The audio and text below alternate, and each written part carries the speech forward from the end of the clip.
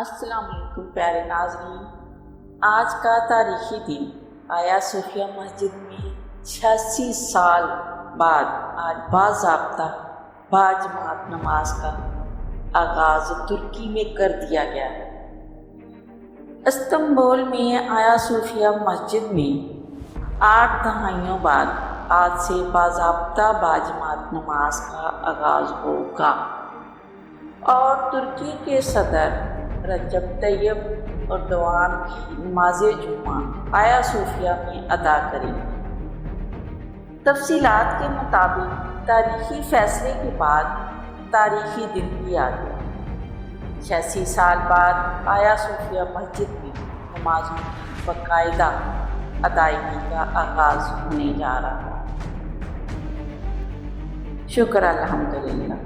آیا صوفیہ مسجد میں آج نماز جمعہ کا بڑا اجتماع ہوگا۔ اجتماع کے لیے تمام تیاریاں مکمل کر لی گئی ہیں۔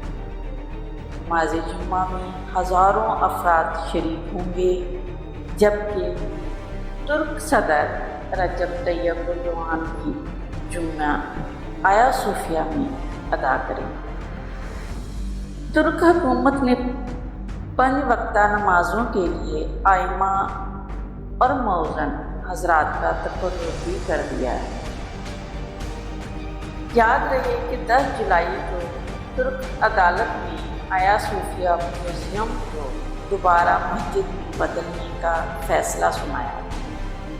عدالتی فیصلے کے بعد ترک صدر رجب طیب اردوان نے آیا صوفیہ کو میوزیم سے مسجد میں تبدیل کرنے کے صدارتی حکم نامے پر دستخط کیے اور آیا صوفیہ کی مسجد کی میوزیم کی حیثیت ختم ہو گئی، جبکہ اس کا کنٹرول ترکی کے محکمہ مذہبی امور نے سنبھال لیا تھا۔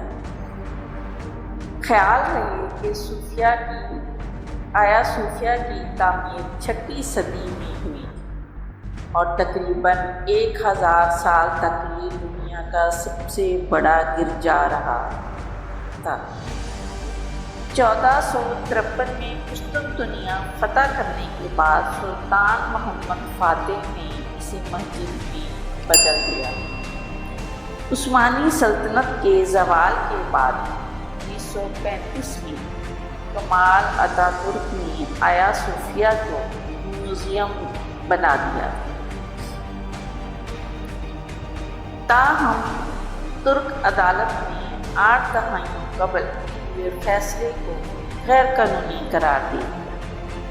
اس طرح سے آیا صوفیہ مسجد اللہ اکبر سے گونج، اے خدا رہتی دنیا تک اس میں تیرا ہی نام گونجتا رہے، تیرے ہی نام سے آباد رہے، آمین ثم آمین۔